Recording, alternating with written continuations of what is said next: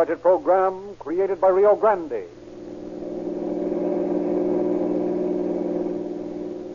Los Angeles Police calling all cars. Attention all cars. Broadcast 204 regarding a fight at Grand and Jefferson. See the man and keep the peace. Rosenquist.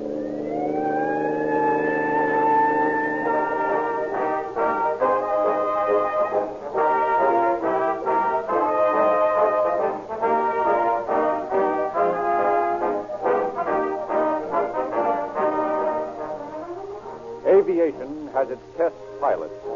The automobile industry, its test drivers and proving grounds.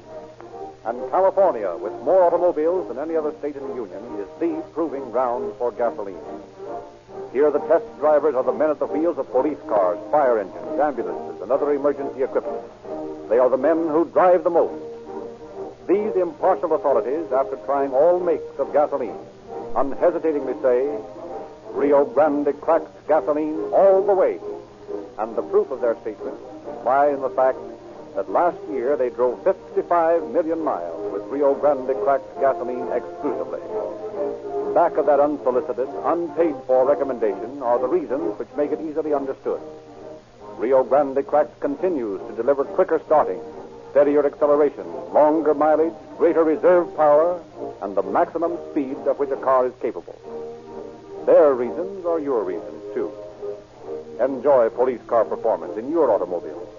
Get more at less cost by habitually dropping into your Rio Grande dealers for Rio Grande crack. Drive in for a tank full tomorrow morning, and you'll come back for more, thoroughly understanding why Rio Grande crack is the most highly recommended gasoline in the West.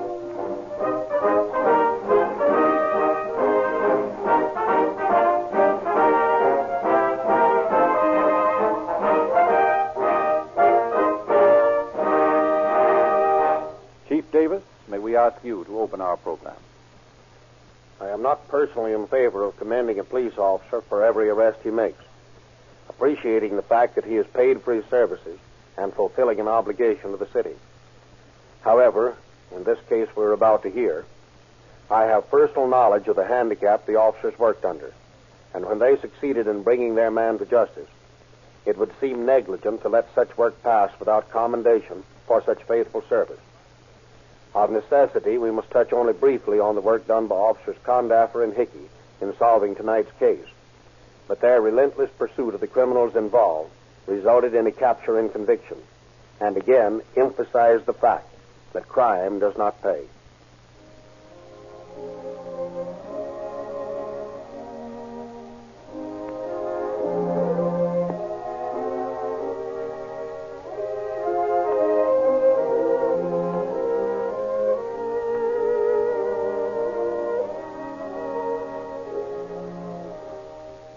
How's Mrs. Blackmore tonight? Pretty well, thank you. Mr. Blackmore? You're looking swell. Nobody'd ever think you just had a baby. Young Mr. Blackmore is just 3 days old today. 3 days. Seems like you've been in here 3 years. You miss me? I'll say. A lot. The doctor says I can go home next week. I want you to stay as long as the doctor says for you to. No getting up and running around like you did before. Oh, I'm all right, darling. We're strong women, we Blackmores. That's a healthy-looking son you've got in the nursery out there. Have you seen him today? Sure. That is, as much as they'd let me. Gosh, you'd think babies were poison, the way these nurses herd you around. It's you who's poison to the babies. Oh, I won't hurt him. Why can't I just hold him? Doctor's orders. Ah, gee.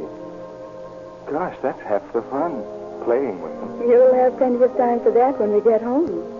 You'll probably have your hands full with 2 youngsters and a wife to take care of. I couldn't ask for anything better. Oh, darling. You better run along now. It's almost feeding time, and the nurse will throw you out. I'd like to see her try it. Now you go on. Get out of here before you're thrown out. All right. I'll be back tomorrow, just as soon as I get off work. All right, darling. Goodbye.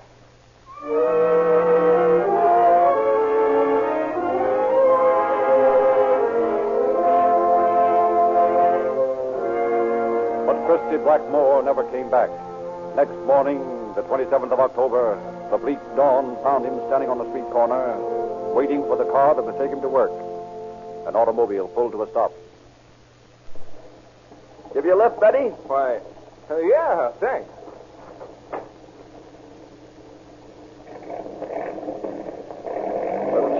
morning? Plenty cold, if you ask me. Where do you work? Over across town. I always transfer on Grant. Well, I go straight through. I'll drop you at Grand and Jefferson. How's that? That'll be fine. Hey, why don't you look what you're doing, you mutt? Who are you talking to? Talking to you, you dumb fuck. You almost ran into us back there. That's to you. I ain't been near you. Oh, yeah? Just stop that car for you, and I'll get near you. Go on, beat it.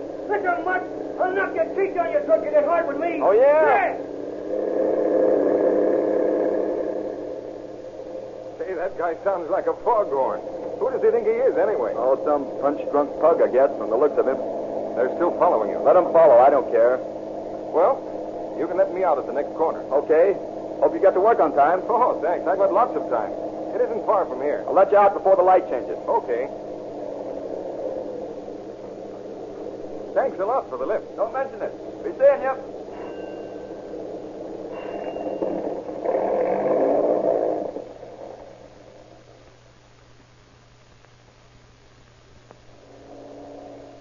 'Hey, Izzy, put on your squeaker brakes.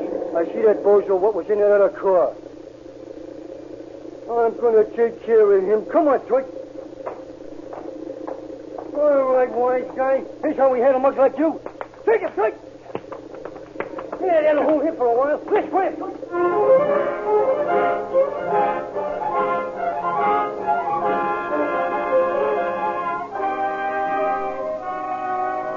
3 days later, Christy Blackmore dies from the injuries received at the hands of his brutal attackers. Detectives Condaffer and Hickey begin the hopeless task of rounding up witnesses to the assault. And then, at the coroner's inquest...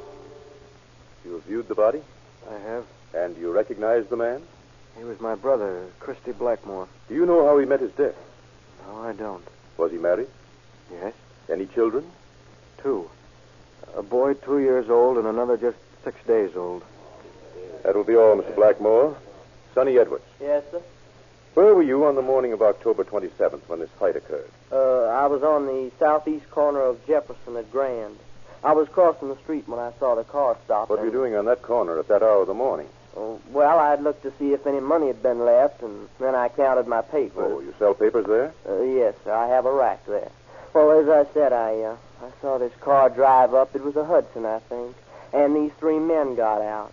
One of them said something. I don't know what it was, but the other 2, they didn't say a word. They just went over, and I saw him hit that man, Mr. Blackmore, and then he fell down. What did the men do then? Well, they got back in the car, and one of the men said, "Let's scram," and the car drove off. Did all the men get out of the car? No, sir. No, the driver, he stayed in the automobile. Would you be able to recognize these men? No, sir. I don't think so. That's all. Thomas Britton. Yes, sir. Were you present at the time this attack is alleged to have occurred on the morning of October 27th? Yes, sir. Where were you in relation to the deceased?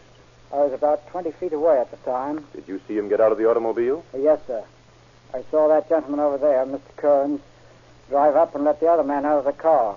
And then Mr. Kearns drove off, and the other man stood there maybe for half a minute. Then this other car, the Hudson, drove up and stopped about 6 feet away from the curb and down a ways from where the other man, Mr. Blackmore, was standing. 3 men got out and came up to Mr. Blackmore, and one of them struck him in the face. And I heard him say, "Take him, Turk." And the other 2 men began hitting him. What did this first man look like? Well, I couldn't get a good look at him, but he was short. Looked something like a prize fighter. You say there were 2 others? Yes, sir. One was a tall fellow, and the other one was short, heavy-set man. Was he the one called the Turk? Yes, sir. Did you see a 4th man? A man who stayed in the car? Well, I saw that there was a man in the car, but I didn't get a good look at him. Would you be able to identify any of the men you saw that morning? I don't know. I might be able to. Thank you, Mr. Britton. Joseph Kern. Yes, sir? You drove the deceased in your automobile to Jefferson and Grand on the morning of October 27th? Yes, sir. Were you in the habit of doing that? No, sir. I'd never seen him before that morning. How far did he ride with you? From the time I picked him up and until we got to Jefferson and Grand. Did anything unusual happen during that time? Well, I had a dispute with a fellow about the right-of-way, but I didn't pay much attention to it. Did Mr. Blackmore have any words with these men? No, sir. He never said anything to them. They came along and bawled me out, but he never spoke to them at all. Did you see this attack on Mr. Blackmore? No, sir. However, after I'd driven on through the signal, I glanced in the mirror and saw this Hudson with those men in it. I saw it stop, and a fellow got out and started to walk back. Did you see him strike the deceased? No, sir. Would you be able to identify this man if you saw him again? No, sir. I'm afraid I wouldn't. You wouldn't know the man you had the argument with? Well, I might, but I'm not sure. Did you get the license number of the other car? No, sir, I didn't. That's all, Mr. Kearns. Thank you. The jury may prepare their verdict.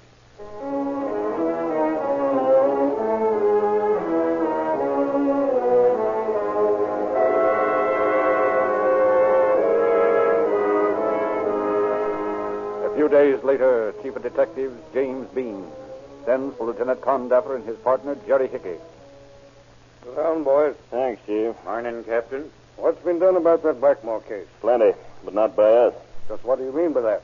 Well, in the first place, we got the license number of the Hudson from one of the witnesses as A12177. Yeah, and it turned out to be a Chevy Colt. That's right. Meantime, we checked with another witness and found that it should have been A18177, which leaves us just as bad off as before. Why so? Well, you see, that car is registered to a bird named Court. Isidore Court. It's an old fellow. He's got two boys. Both of them have records as long as your arm. Petty theft, suspicion of robbery, and all that sort of thing. They run around with a bunch of would-be prize fighters. Unless we can get a case built up against either one of them, we haven't got a chance. Have you talked to anybody over at the DA's office? Yeah. We asked for complaints against Court on suspicion of murder. We figured we could get something out of him about who was present at the killing. We asked that if he was picked up, that he be held without bail. And he was picked up. The first we knew about it was that he was scheduled for trial this morning. This morning? Yep, this morning. And you weren't notified? Oh, yes. Just in time to get there while the first witness was being questioned. Yeah, there was a whole parade of them. Dennison asked every one of them the same thing. Did you see this man on the morning of October 27th? I never saw him before in my life. Mr. Kearns, is this the man who drove that Hudson automobile that morning? Well, I'm not sure. You see, it was sort of foggy that morning. Mr. Edwards, is this the man you saw in that automobile the morning that you were crossing Grand at Jefferson? No, sir. No, I don't think so. No, I don't believe he's the one. Mr. Britton, can you identify this man as the driver of the car that stopped near Christie Blackmore on the morning of October 27th? I don't believe I can.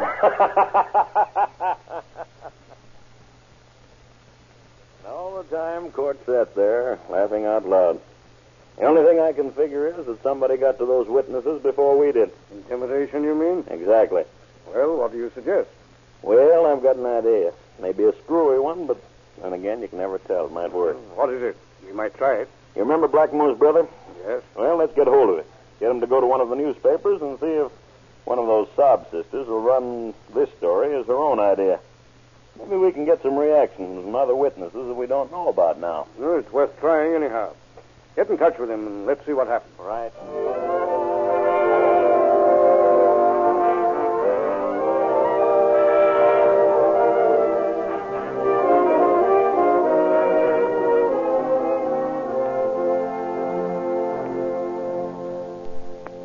Well, boys, there's your story in the record. Here, let me see it. Wanted witnesses. And how? And so the brother started a personal investigation. Today he gave us a report. I went to the district attorney's office, but they told me they couldn't open the case without more evidence. We could have told him that. Stick around. We get in on this someplace. Here we are. I went to Jimmy Bean. Well, he told me the police were not through with this case, but that they couldn't do anything without further evidence. More witnesses. I hope we get him. Wait a minute. Here's the important part. And that's why I'm coming to you. There are a number of people who saw my brother knocked down and who could help us identify the man who struck him. If they would. Also identify the car and those other men in it. I feel sure that if these people knew how the case ended, that if they knew the guilty person was going scot-free, they'd come forward and help me bring him to justice. That ought to get him. I should think so. Captain Bean, there's a man here who says he has some information about the Blackmore case. Send him in. Yes, sir. Maybe this is our first part. Right in here, please. You wanted to see me? Yes, sir. My name's George. I saw a story in the record last night about the Blackmore case. I thought I might be able to help. I certainly hope so, Mr. George. Oh, this is Lieutenant Condon. partner, Jerry Hickey. They're working on the case. How do you do? Now, Mr. George, just what do you know about this case? Well, among other things, I can identify the men who did the killing. At least I'm pretty sure I can. Oh? How's that? Well, on the morning that Blackmore was killed, I happened to be waiting for a streetcar at the same place. I saw the Hudson drive up, and well, here's a piece of paper that I wrote the license number on. Ah. A18177. Well, that's it. Right. I was about 10 feet away from Blackmore when this car drove up. 3 men got out, and one was a tall man, and the other 2 were shorter. One was sort of blond, and the other was a very dark man. These are the short guys. Yes. One of the men walked up to Blackmore and struck him in the face. That sort of turned him around and seemed to stun him. Then the first man said, "Take him, Turk." And the other short fellow hit him 2 or 3 times as he fell. The tall fellow also struck him. What were you doing all this time? I was just standing there. It all happened so fast I couldn't do anything. What did you do after the men left? Well, as soon as Blackmore fell, the men ran back to their car and jumped in. And that's when I got the license number. I ran to Blackmore and picked him up. Another fellow helped me. We put him on the sidewalk. Then I ran across to the drugstore and asked them to come over and see if there was anything that they could do. Did they? No, they said that they weren't allowed to. They told me to go to the hospital. Yeah, there's one right close to there, isn't there, Hickey? Yeah, just a couple of doors down the street. Well, I went down there, and about that time an ambulance got there. Somebody else must have phoned for it. Mm-hmm. Did you get anyone else's name while you were there? Well, I gave my name to several people, and I took down the names of 2 people that were there. One was a woman and a fellow named McDonald. We've already checked the woman. She says she couldn't identify the men. Well, she could if she wanted to. She's just afraid. I see. And you can identify them. Well, I'll say I can. I can identify one of them by his raspy voice, if nothing else. Did you say one of the witnesses was named McDonald? Yes, he works in a car rental agency on Western near Sunset Boulevard. That's fine. Come on, Jerry. Let's pay a little call on Mr. McDonald. Yeah. Thanks, Mr. George. Your help has been invaluable. Well, when you get him, call me. I'll identify him.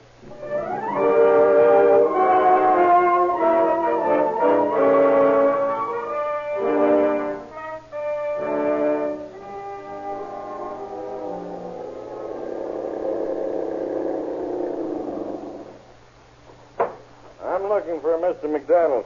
Hey, McDonald. What can I do for you? From police headquarters, McDonald. We'd like to ask you a few questions about the Blackmore case. Not so loud. Huh? Come over here.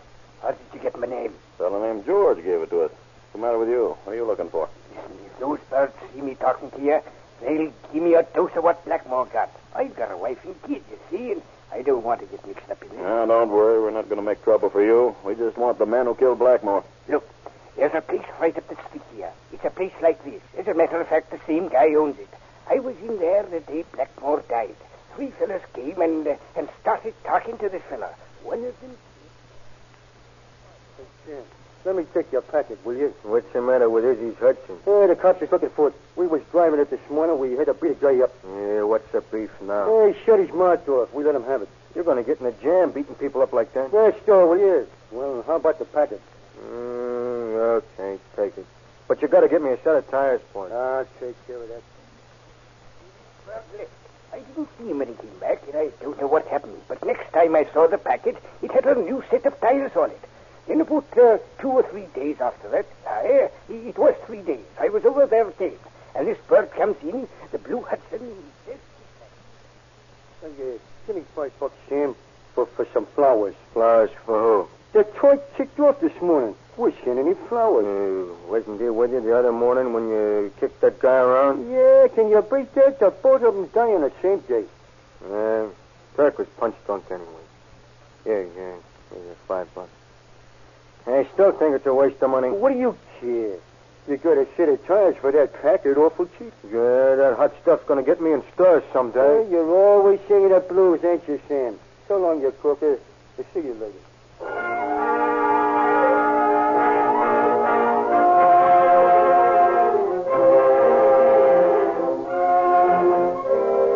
Acting on information received from the thoroughly frightened witness, Condeffer and Hickey take the operator of the rental agency to headquarters for questioning. Now, look here, Sam. We've got enough information about the men who killed Blackmore to think that maybe you're in with them. I had nothing to do with it, I tell you. I didn't know nobody had killed nobody. Don't hand us that, Sam. We happen to know that you have a new set of tires on your package. If for nothing else, we can hold you on a hot tire charge. Darling. I'll tell you what I know about it. It's like you say. This bird comes into my agency one morning and tells me he's beat a guy up. I don't ask him no questions. It's none of my business, see? So he wants to borrow my car, so I lends it to him. When he brings it back, the tires is on it. That's all I know. Oh, no, it's not. You know who that man was, and you know who was with him that morning. No, I can't tell you that. What's the matter with you, Sam? You're not scared, are you? I can't tell you their names. You tired of operating that rental agency, Sam? What do you mean? I'll turn you in the commission, have your license revoked unless you come clean. No, don't do that. Business is all I've got. How would I make a living? The same way I suspect you're making it now. All right. Come on. Open up. If I tell you, will you keep me out of this? Sure. Why not? All right. The fellow that hit Blackmore first was Dennis Murphy. We call him K.O. Kelly. He done it. Who was with him? Turk and Izzy Court and another guy. I don't know his name. Don't hand us that stall. I'm telling you the truth. I don't know his name. Okay, Sam, okay. We'll find out if you're lying to us. And if you are...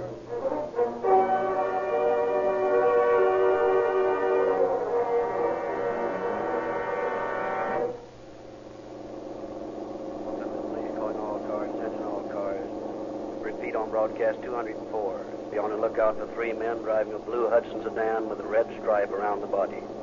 Number 1 described as Armenian, 5 feet 5 inches, weight about 150 pounds. Number 2 described as American, 5 feet 6 or 7 inches, about 150 pounds. Number 3 is about 24 or 25 years. It also weighs 150 pounds, 5 feet 8 or 9 inches. These men are wanted for murder. That's all. Good.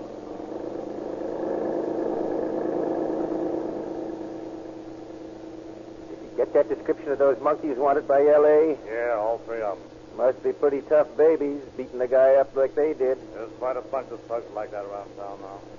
All quiet in the little town of Glendale, though. Oh, yeah? Take a look up ahead there. 3 birds stuck in the car. Yeah, needs looking into. Take it easy. Looks like they're getting ready to blow. Hey, you, come on over here. Don't muddle yourself, Papa. And so the merry chase begins. Hey, did you hear that voice? So what? Well, part of the description given by witnesses in that Blackmore case, that's a raspy voice. Well, in that case, we'll put on a burst of speed and overhaul them. Pull up alongside if you can. Whoa, the car! Yeah, there goes a perfectly good fender. Let him get ahead of them. I'm going to take a tire off that hack. Hold it steady now. Nice shooting. We'll put you on the pistol team. Crowd him over.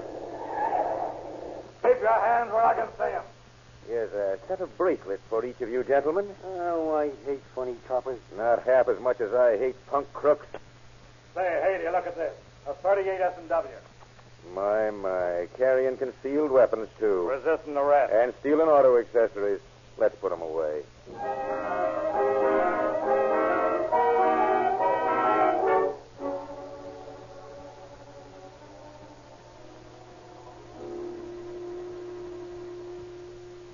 Hey, Sarge, let me see the make sheet on those monkeys the Glendale boys brought in last night. Pretty tough customers, if you ask me. Isidore Court, Sam Schwartz, Dennis Murphy. Court, Murphy. Say, what does this guy Murphy look like? Oh, he's a little sort of guy, about 5'6". Weighs about 150, maybe. Take a look at his record. Suspicion of robbery, 1922. Burglary, 23. Robbery, 23. Robbery, 24. Burglary, 25. The leader of the church choir, eh? He's hard enough, all right. I got a release order on him. What? Yeah, I got a warrant for him. I want to see him, too. Okay. Right back here. Right in there, Frank. Hey, Kelly, come here. There's nobody in here but in Chili. Oh, yeah? Well, you'll do. Come here. Listen, Copper, I ain't talking, see? Oh, I asked you to talk. Well, then, what's the idea? But just wanted to get a good look at you, that's all. You ain't never seen me before. I think maybe you're right at that. But I'm going to be seeing you for some time now. Oh, yeah? Yeah. Let him out, Sergeant. Okay. Come on out, tough guy. Button up. You don't look like you could kill a guy. What's up, beef crapper? What's the idea of springing me? Springing you? Who said I was springing you? Well, the thing was... Oh, I see. You're wondering about your newfound freedom. Well, I can explain that. Yeah, well, strip me the lowdown on it. Well, it's very simple. You're not free. Oh, wait. I ain't. No, we're just going to take a little ride. You see, I got me a new car. Yeah, well, where to? Down to the central jail. What for? For safekeeping till you're tried for murder. Murder? You heard me. I'm arresting you for the murder of Christy Blackmore. Christy Blackmore? Oh, gee.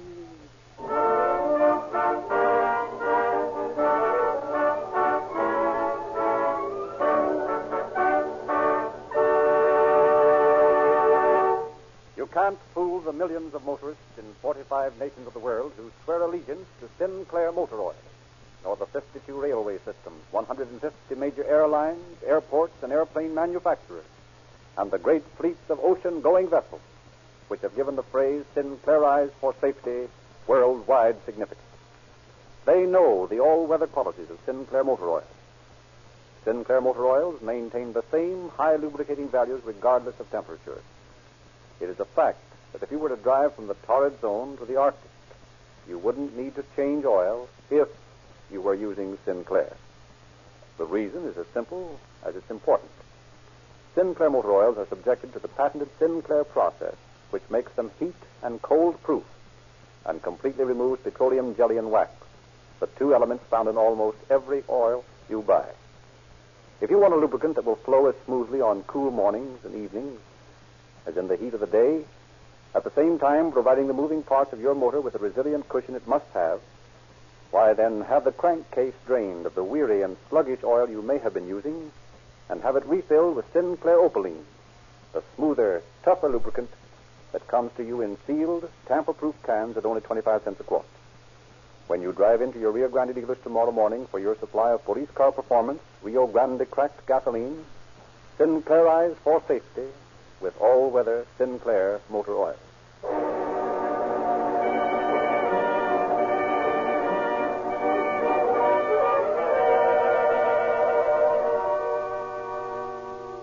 Again, we are privileged to hear Chief Davis.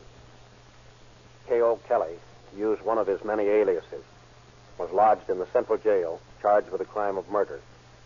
He was duly arraigned and brought to trial in Superior Court.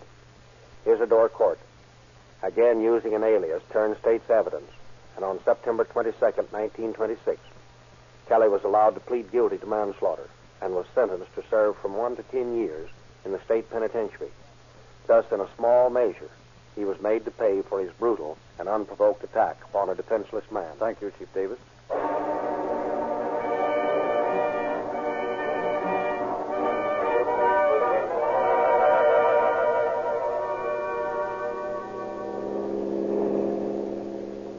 Los Angeles Police calling all cars, attention all cars, to cancellation broadcast 204 regarding a fight at Jefferson and Grand. Suspect in this case has been sentenced to prison. That's all. Rosenquist.